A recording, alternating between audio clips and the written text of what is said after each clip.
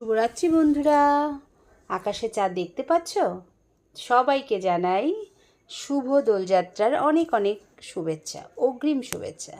আজকে আমরা দুজন চলে গেছিলাম খড়দার শ্যামজিও রায়ের মন্দিরে। তো সন্ধেবেলা দুজন মিলে বিকেলবেলা গেছিলাম শ্যামজিও রায়ের মন্দিরে। এই ফুল ভিডিও খুব শীঘ্রই তোমাদের সামনে আসছে।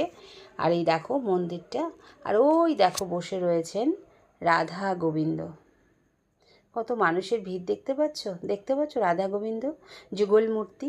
কি সুন্দর না, গোলাপি রঙের ড্রেস পরেছে, এত ভালো লাগছিল না। সন্ধ্যা আরতিটাও দেখলাম, ভীষণ ভালো লেগেছে। এর ফুল ভিডিওটা খুব শীঘ্রই আসছে।